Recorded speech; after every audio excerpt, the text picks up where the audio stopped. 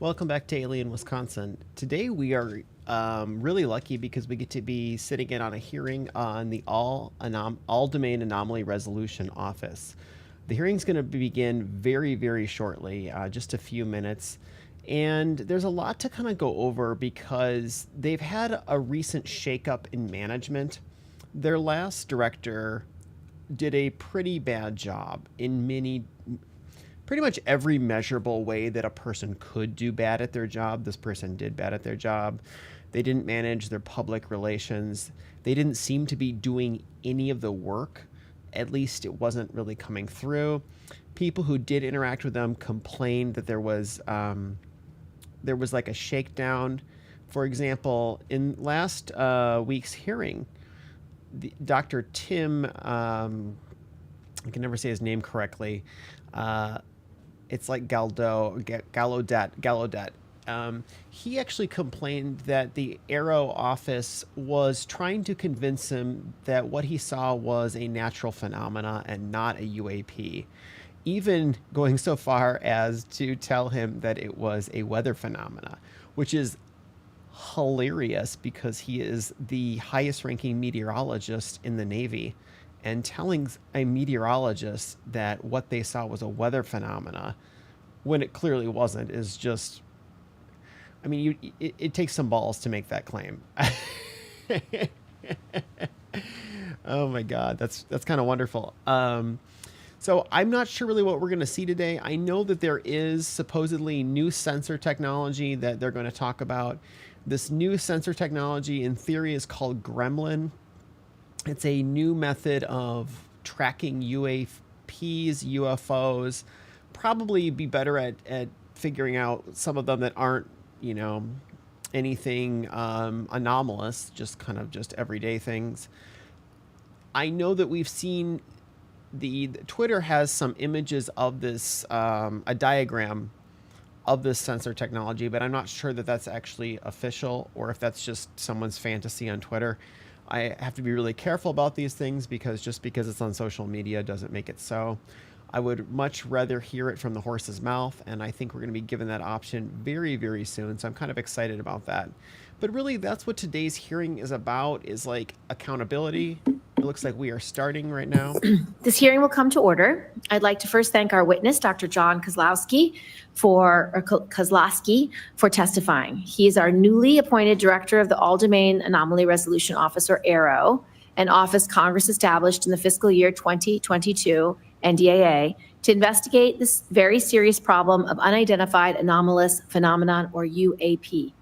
Dr. Kosloski comes to AARO from the Research Directorate of the National Security Agency, where he worked in areas of optics research and crypto mathematics. He previously served at the DoD Special Communications Enterprise Office. We look forward to regular engagements between you and the committee. When unidentified anomalous phenomenon enter our airspace, we need to know about it. We need to identify it, but in order to do that, we need to reduce the stigma and credibility challenges associated with these events. Our service members, scientists, foreign partners, and the general public need to know that their reporting, research, and analysis will be taken seriously and acted on in good faith. In the spirit of transparency, AARO recently released a consolidated annual report just a few months after releasing the first volume of a historical record report in March of this year. These public documents help highlight the challenges still facing this office, including the lack of timely and actionable sensor data, the need to revisit cases placed in the active archive, and the importance of improving reporting sources, both in the interagency and internationally. In this hearing, I want to probe a series of specific issues. First, as incidents at Langley and elsewhere have demonstrated, unmanned aerial systems, or UAS, continue to pose significant threats to our national security. In addition to safety of flight issues these UAS create for our own pilots and air crew, the UAS present clear and undeniable counterintelligence concerns around some of the most sensitive airspace. There was a While drone standard attack of UAS thousands are not part of AARO's mission, Your work on attacking the Langley sensors Air at Base, military but installations across the there was country 3 to will be critical 5,000 to drones, making and they sure weren't that even we sure that have the they domain were a awareness foreign necessary enemy or to if they were accurately some sort of identify and UFO. track these So we'll see. objects. I expect your office to also pay close attention to any anomalous characteristics that these systems could present in the future. Second, I look forward to your presentation of 3 case studies demonstrating cases that AARO has resolved, including the Go Fast, which is one of the most prominent UAP cases. However, I believe it is important to acknowledge ongoing public interest in the Nimitz incident, the gimbal video, and other prominent UAP cases, and for AARO to share what it can about those cases as well.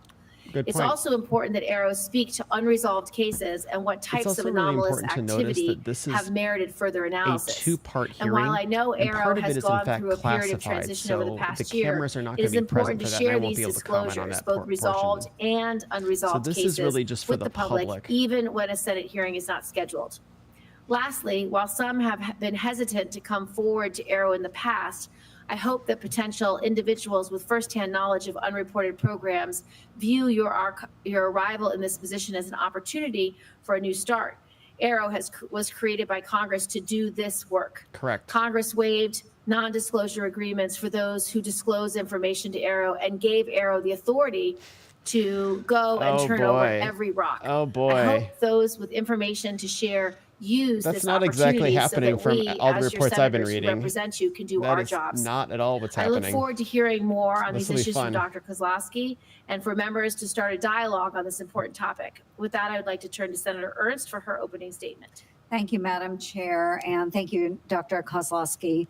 Our hearing today is about identifying UAPs and understanding their potential implications, which could range from technological Remember, advancements UAP is to potential UFO. threats to our national UAP security. is UFO. Are these phenomena tied to foreign adversaries such as China or Russia, They are not. leveraging advanced technologies beyond our current capabilities?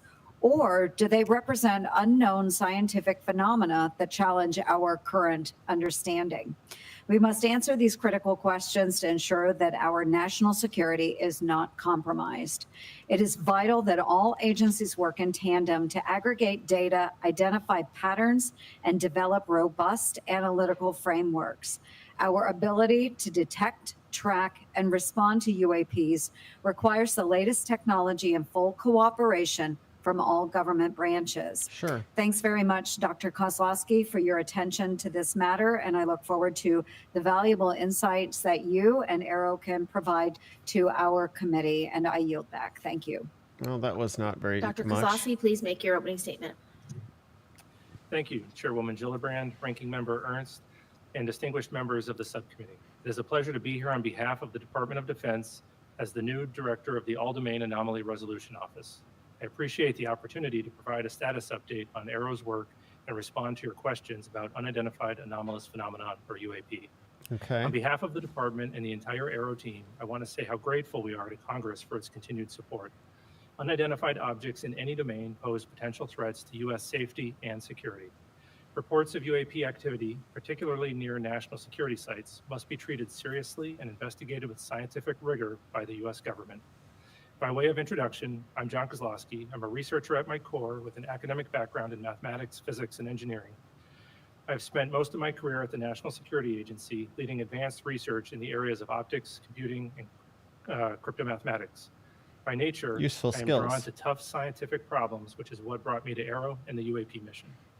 Since I arrived at AARO in August, I've been impressed by the breadth and depth of my team's experience and the framework they've established to rigorously analyze UAP reports. Really? AARO has taken meaningful steps to improve data collection and retention, bolster sensor development, effectively triage UAP reports, and reduce the stigma of reporting UAP events. Last year, AARO worked with the DoD's Joint Staff to issue This is guidance ridiculous. This is to like defense alternative world personnel history. worldwide on how to report UAP observations and is working with the military services regarding implementation. AARO has also launched a public website that features UAP imagery, case resolutions, material analysis, archival records, and more. That sounds These are really only good, a but few all of these examples things of are AARO's already recent leaked by progress, someone and we're else, just and they've getting kind of been started. strong-armed to leak them To date, themselves. AARO has over or answer it. 1,600 UAP reports in its holdings from across the U.S. government. I'll share a slide in just a few minutes with updated UAP analytic trends. You'll see that many reports resolve to commonplace objects like birds, balloons, and unmanned systems, while others lack sufficient data for comprehensive analysis. Although only a small percentage of reports received by AARO are potentially anomalous, these are the cases that require significant time, resources, and a focused scientific inquiry by AARO and its network of partners. It is important to underscore that to date, AARO has not discovered any verifiable evidence of extraterrestrial beings, activity, or technology. To accomplish AARO's national security mission, I have set 3 priorities for the office: building strong partnerships, promoting transparency, and scaling up the work of the office. AARO cannot do its work alone. Building partnerships across government, academia, industry, and with the public is essential to the success of the office. As far as Strong we know, the office has cooperation with the done military jack shit. services is particularly important. That's kind We of rely why on their support he's the to new leader. The implement old one our just literally reporting did guidance nothing. and to amplify the message that there should be zero stigma associated with UAP reporting. We also rely on partnerships with the national labs, the Office of the Director of National Intelligence, FBI, Department of Homeland Security, NASA, all of which play a role in the whole of government effort to address UAP. Recognizing the talent and expertise that reside outside of the government, AARO will continue to explore new ways to partner with the I want to academic point something scientific else communities. out that what to he said. investigate He its mentioned that most there's no complex knowledge UAP of an cases. extraterrestrial A being. related priority for AARO is transparency. This might be Our mincing ability to words here, collaborate but with key partners, something including the might not scientific actually be community and the public, extraterrestrial, but still relies be on kind of information alien in a sharing, sense. to Like, include doesn't downgrading and declassifying account for something that's UAP-related like an information. artificial intelligence In some that's controlling cases, it these, may be or a unclear to time the public traveler or why something the like that, or DoD an extra-dimensional classified a being. piece of information I in hate the to. I know first this sounds like place. very Why are out there and photos science of seemingly fictiony, benign but like objects if it such as is one of balloons those things, classified? you could say It's often extraterrestrial the case all that day an and all object or night, phenomenon and something isn't really is still there. itself So a it's just security worth concern, pointing but the out that location, like source, or the method used exact to capture wording it kind is of still matters with sensitive. these government Many legalese cases and are scientific difficult to types. quickly So release to you the kind of have public, to look for but are little holes reported in to the what they appropriate say. committees in Congress that are authorized by law or House and Senate leadership to receive the information. It is important to note that AARO does not unilaterally declassify information. Instead, we work with the originator of a classified record to ensure that declassifying that record does not inadvertently harm national security. This can take time. Nonetheless, the department is committed to declassifying and publicly sharing more information on UAP while protecting sensitive sources and methods. I'll be sharing some newly declassified So they don't have the power imagery in to just a few minutes. declassify either. Then AARO is also working closely with the National Archives and Records Administration to make UAP-related documents publicly available in a digitized collection. Meanwhile, AARO continues to review the U.S. historical record relating to UAP. We welcome any former or current government, civilian, contractor, or military service member with relevant information to reach out to us at www.aaro.mil. My final priority is scaling up AARO's work to match its mission. AARO needs to bolster the quantity, quality, and diversity of data that it acquires and examines. This means tapping into existing data sources within the interagency while deploying AARO's own organic sensor capabilities. To the extent that UAP results from the domain awareness gaps, more and better data will help us fill those gaps and help us understand what is being encountered. In closing, AARO is committed to the highest standards of scientific integrity. We will not foreclose on any explanation for UAP prematurely. We will continue to follow the science and data wherever they lead. We will continue to have an open and frank dialogue with Congress in settings like these and in classified briefings. We will continue to keep you fully and currently informed of all UAP information, active or historical. And finally, we will share as much information as possible at the unclassified level to inform the public of AARO's activities and its findings. I really hope that's the case. For now, I really I'd hope like to that's the turn case. to a brief presentation of UAP trends and cases, and then I'd be happy to take questions. All right, let's see this presentation. What do you got? What do you got, man?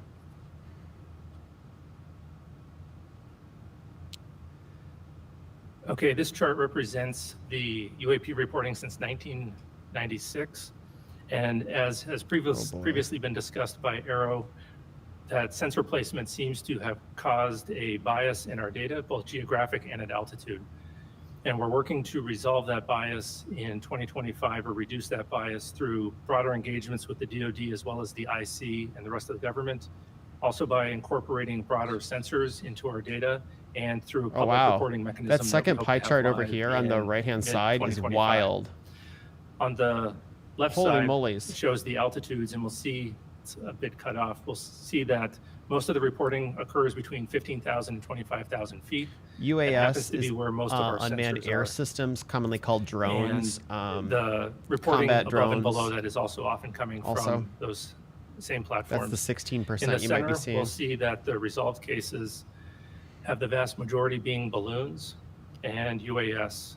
We're seeing a great increase in satellites. Are there really recently, particularly with the 75% launch of these are all mega balloons? satellite That just seems constellations crazy such to as me. Starlink, where the satellites are catching Like, what is for called real? All balloons? satellite flares or glint off the sun just after sunset or just before sunrise.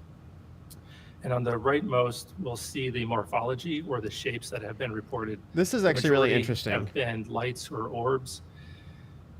We think that there's going to be a increase in the lights with the mega constellations, but our most interesting cases, some of which I'll discuss later, are actually the shapes such as the triangles or the cylinders.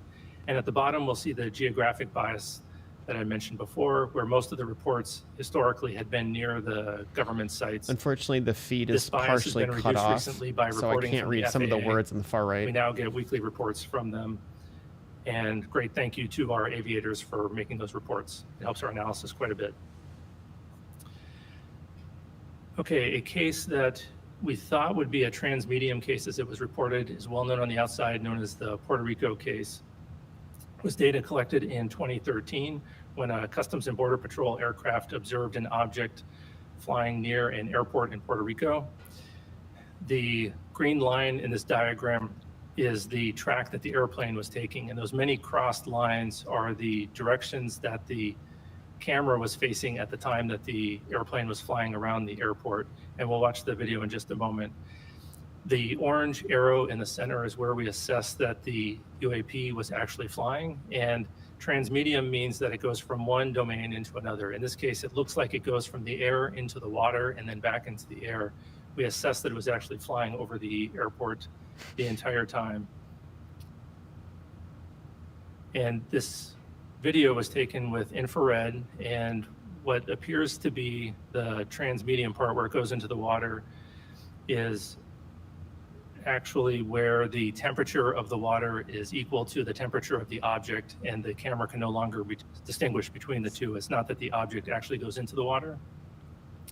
And so we I don't know assessed about that the object, likely a pair of balloons or sky lanterns, was floating at about 7 knots over the airport and descending to about 200 meters.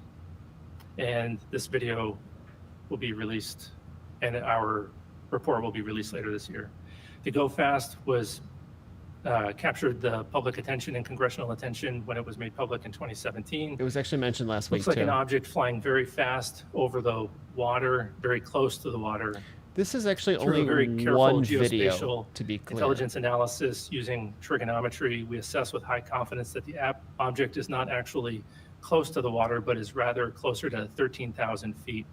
Diagram here shows as the platform is flying and capturing the object, if it is closer to the platform at a higher altitude, a trick of the eye called parallax makes it look like the object is moving much faster. And so we've written a detailed paper on parallax, released that on our website so that the public can literally Parallax check is our a math on this well-known, analysis. established phenomena that's used optically. It's used in An video interesting motion. case, It's which I used in don't believe photography the as well. public is familiar with, is captured in 2018 from a UAV flying in the Mediterranean, watching Mount Etna as it was erupting.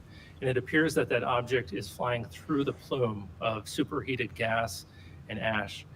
This was a rather difficult case to resolve. We had to pull in support from a number of IC and S&T partners and even reach out to a volcanologist. And through very detailed 3D modeling and pixel by pixel analysis of the object as it's traversing across the clouds, they assessed that the object was actually 170 meters away from the plume and not flying through it. And to be clear, AARO does not believe every object is a bird, a balloon, or a UAV. We do have some very Only anomalous objects. It's just the 75%. nature of resolution. Actually, We can only that's just resolve balloons. things that we understand. So we're now working on additional products where we can inform the public, Congress, and others of the objects as we're studying them, rather than once we've resolved them. I think the data should be made open source so people can actually verify these findings. And also, just that, I'll take as your mentioned, questions. as I just Thank you, said, Dr. Kozlowski. I the appreciate your go fast object that he just your, said was not actually going testimony. that fast because of It's trigonometry. been widely There's reported that only individuals one claiming video firsthand knowledge of that he unreported showed. UAP In reality, programs there's have been dozens reluctant of to videos. engage with AARO. What message do you have for those individuals, and how will you work to gain their trust? So she's talking about how they treat the witnesses, and they treat them like Let them know crap. that Congress has gone out of its way to create the organization AARO specifically to conduct these sorts of investigations, and has uniquely empowered them to have access to all UAP-related information, whether that's historic or current.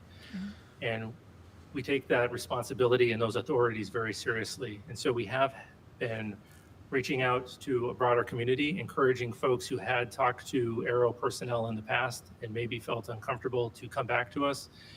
We've met with several of their interlocutors They and a couple of harassed firsthand people. witnesses, and we are making great progress. And those firsthand witnesses that we have talked to do feel comfortable coming back to us. Wow. And so we hope that Imagine more you folks did that such do a have poor information job that people would go to felt intimidated by you. www.aaro.mil, And that fill now out you're like, the no, it's all form, different send it now. to us so we can bring them in for interviews and I add really their do hope information to our that things are investigations. getting better, but Thank it's you. just so I hard once you've recently just shattered their read your trust. report from March, your historic report, and I would encourage anyone who's interested in this topic to read the report, because when I was asked by a reporter about it, they said, well, it doesn't show any evidence of secret programs that have aliens.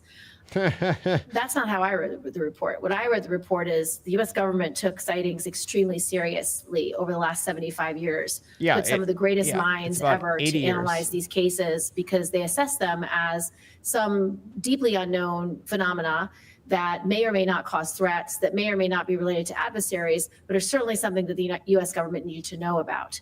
And what I read from this report is that we resolved numbers of cases, but in almost every instance, whether it was in the 40s, the 50s, the 60s, the 70s, the 80s, the 90s, the noughts, half the cases were unresolved. Correct. So I don't think this is an example of the government not taking these cases seriously. I think this is an example They know of so our much government more. I spending remember 75 years taking these cases very 68% seriously. of the public, And interestingly, for 68% of the the group that put public together this believes report, they that didn't the have government access to knows any more than it's firsthand sharing about reporting. UFOs and so alien life from visiting my Earth. perspective, That's a for whistleblowers 2022 and people study. who want to come in, please come in, because the purpose of AARO is so that the senators can do our job to provide oversight, accountability, and transparency. We find it very concerning that our pilots, that our Navy officers, that people who have sightings of UAPs are denigrated, are It's a huge problem. somehow dismissed or Huge disregarded. problem. Huge problem. They need to be protected. This is a huge issue for national security, because number one, we don't have domain awareness, which Correct. is very problematic. Number two, we don't have domain superiority if we don't understand how correct. different UAPs are flying, what technology they're using, what their mission is, what their purpose is.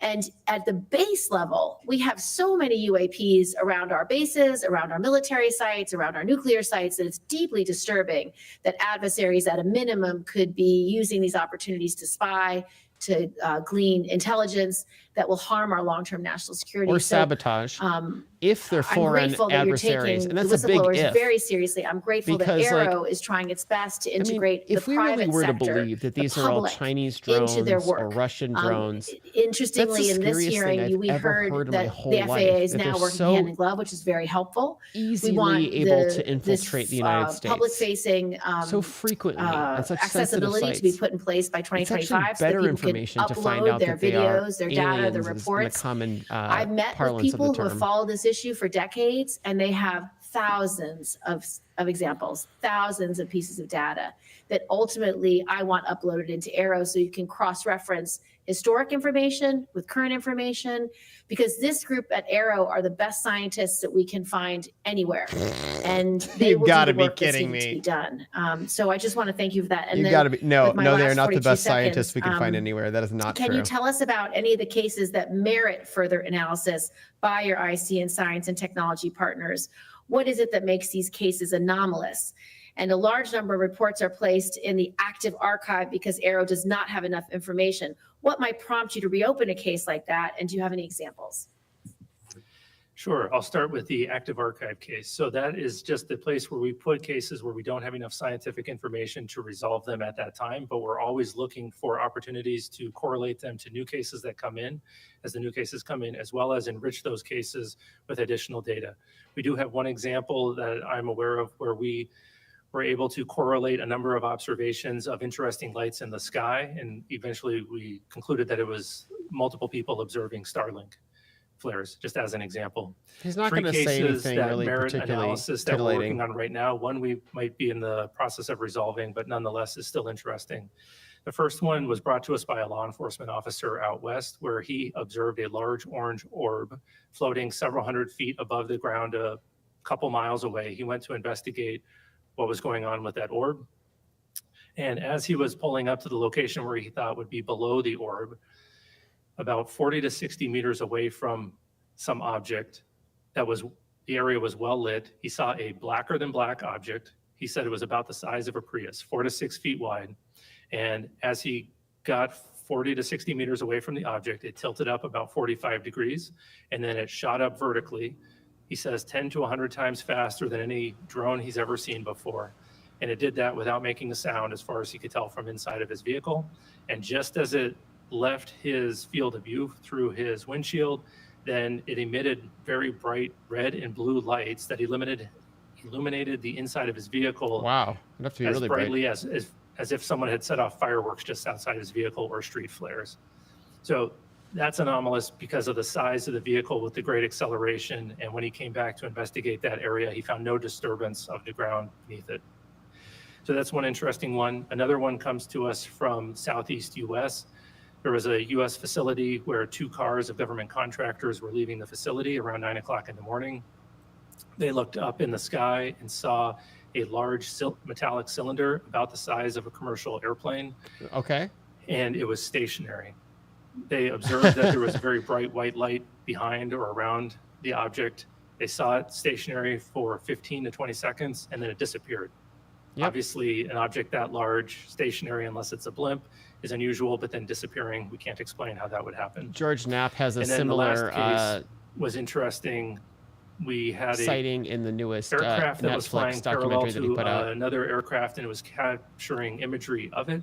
And a small looking object appeared to fly between the two of them much faster than them. Through very careful analysis, we think that the object might have actually been further away than the object that it was videotaping, but it requires very careful analysis to come to those conclusions, and we don't have the metadata to support that yet. Senator Ernst. Yes, thank you, Madam Chair. And Dr. Kosloski, Unfortunately, this is you not a very mentioned that you do well-attended hearing, work with if you the look. intelligence community. You're working with the FAA. Has AARO involved academia? Have you gone to universities? Do you have outside organizations that you are working The with? Soul And Foundation if would be an so, interesting can you ally. walk us through some of that collaboration? No, they don't. Sure. Right now, most of our collaborations that are veering towards academia are with your university-affiliated research centers associated with universities or with FFRDCs. Our partnership with universities, I would say, is lacking right now. We have some one-off associations with universities. That's a way to put it. That's a way to put it. That's our fault, and it's Yeah. largely because of the need to declassify data. We need to give the professors something to work on before we can really engage them. So we're working significantly on a declassification effort. We've hired a number of declassification experts, and we're going to be trying to get cases like the ones that I just discussed here declassified so that we can engage with the universities on a regular basis and provide them the data. Talking to a scientist without data is going to be rather disappointing. So hopefully in 2025, we'll be increasing those efforts. I look Well, forward to appreciate that. this. I think there's I look a huge forward to pool this. of talent out there that you should tap into. Given the public's growing concern and interest in UAPs, how do you balance the need for the transparency that our public is demanding with the potential risks of revealing classified defense information? Oh my God, they classify everything. That's the That's problem. always a concern that's on the There's front no of our concern minds. at We want all. to make sure that we're deconflicting both on potential U.S. programs and what Like the they don't IC even might be mention tracking for like adversarial where or programs when as or we're how. There's no aggregating that concern at information and all. preparing to share it. However, oftentimes we can remove the discussion of the unidentified and anomalous activity from the sensitive information that our partners Yeah, they just are blur it concerned with. out. And It's that's pretty usually easy. going They to just be did the it on the platforms video that they the just information showed. was collected with, It's if it is preposterous that truly this is even a anomalous. And question. so we have our partners working alongside Absurd. in the declassification of that data. Very good. And then without having to explain the UAP, what do we need to begin really doing about them? What precautions can we take? What should we be doing about them?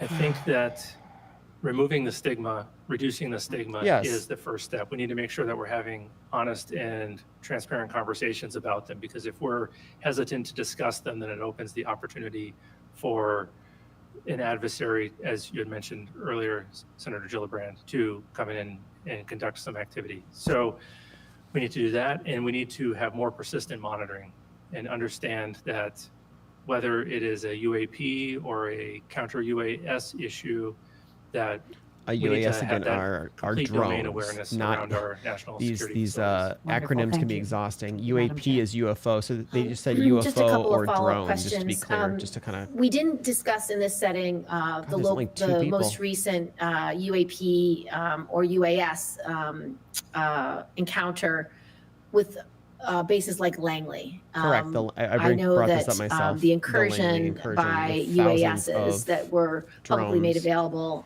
through the press that took over 2 weeks was fairly alarming to Fairly senators because alarming. Fairly there was a alarming. question That's one about way to what put it. technology they were using. There was a question about why it was so hard to detect.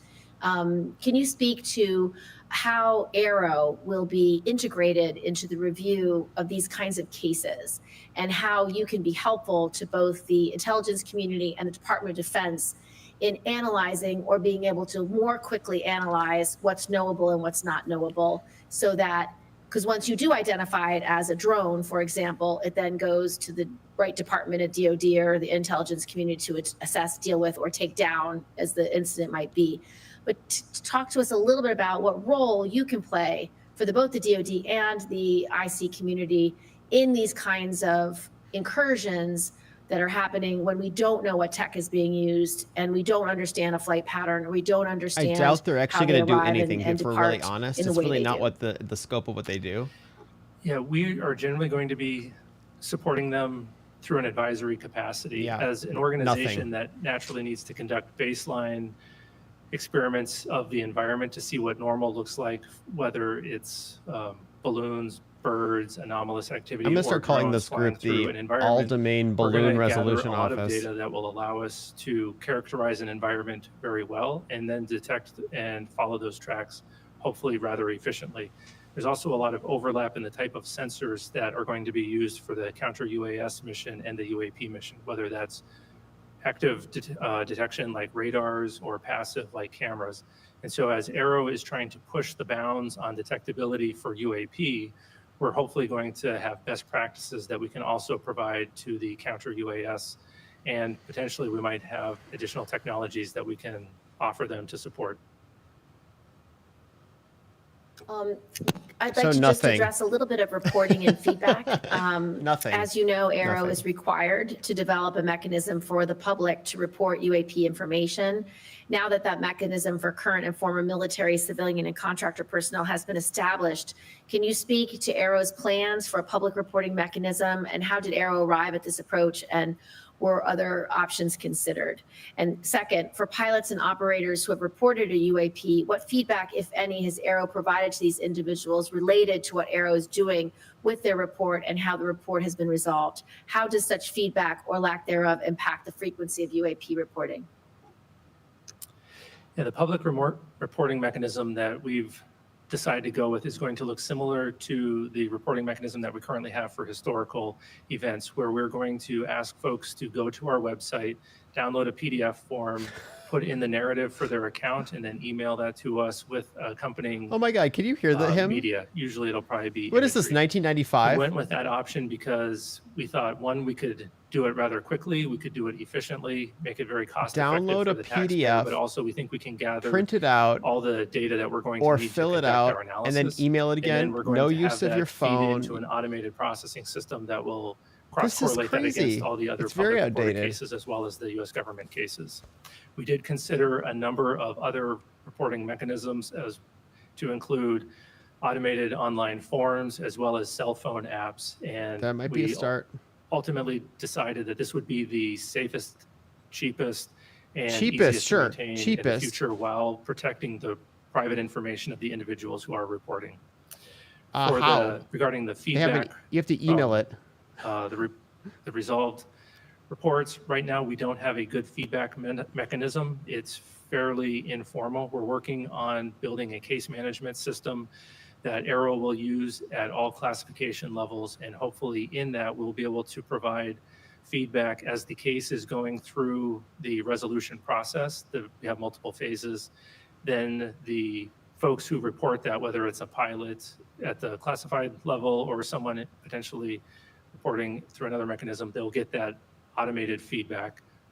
And then it is not determined at this point yet how much information we'll be able to include in that feedback where it is in the process. It'll depend on the classification of the resolution of the case. So you're not going to give any feedback then? My final question is there anything that you need to tell the Senate that you need from us, whether it's funding, whether it's support, whether it's legislation? They Is don't there need any more requests funding, that I can AARO tell you has of that. us, or anything else you need to brief us on for us to be able to do our jobs to protect our service members, as well as integrate public interest and public data and information into the future analysis efforts of AARO?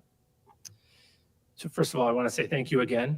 I think that the authorities that we have are remarkable, and I think that we are well-resourced as an office. The only ask that I would have is that you continue to champion us, particularly with witnesses, encourage them to come forward and report to us so that we can have a more fulsome investigation. I would tell witnesses of the not to go to potential AARO at this historic, point. They have not restored my or faith ongoing really at legacy all. programs. I would say go to journalists like Michael Schellenberg so if you have much, something to share. Hearing adjourned. Well, we saw it, and this is AARO, and I think, to be honest, it was very disappointing. We got a explanation of, 75 balloons. 75% of everything is a balloon. They didn't even really go over the UAP section where they were talking about what we would call UFOs. They didn't really go over that very much. And I guess I have to point out that this was the public version of this hearing, not the classified version. So maybe there was more information. But if you look at the room, like the reporters and the senators themselves, there just wasn't very much happening. There wasn't much interest in this. I don't think anyone really took this seriously. And it's very frustrating because AARO came out and it already it's only about 2 years, a little over 2 years old now. The first president wildly mismanaged it. There was talk of witnesses not being able to actually even testify or work with them. They would try to convince them they saw something else. They would not want to do their job and just get another bucket of cash. This is completely crazy. I was very disappointed by the hearing today, and I hope that we can get more information. And I do hope the management is a little bit better. It looked like it might be 10% better. Some of the rhetoric was better. But overall, I was not very impressed with this hearing. So I will be including this in a summary video, kind of like I'm going to combine this with the other hearing that was much more interesting than this. But I recognize that this kind of getting to the bottom of these issues has taken already 80 years. So we're not going to just get it in 1 week of 2 UFO hearings. But it's going to be the slow, continuous drip and normalization and destigmatization of this issue that's actually going to get us to the truth eventually. Whatever that truth is, I don't know. I really don't. I do think that they are most likely, in the common parlance, non-human intelligence, aliens. I do believe that's the case of some facet, but what they are, where they're from, are they time travelers? Are they AIs? Like maybe they're just machines on these crafts. I literally have no idea. And why they're here? No idea. I've seen a lot of theories on UFO Twitter, and I've seen a lot of books that are unsourced and maybe just fiction. and they all have a lot of good thinking, but they don't have a lot of good evidence. So it's very hard to know anything other than they are in our skies. The UFOs are real. That is true. But beyond that, that's where the speculation and the challenge comes in on this issue. So I will be staying, keeping everyone up to date on this issue and continuing to cover it. And we are going to get back to long form content on Alien Wisconsin. We're going to get back to that kind of like long form content that is most popular with our viewers. All right. Thank you everyone for coming. I appreciate it and have a good day.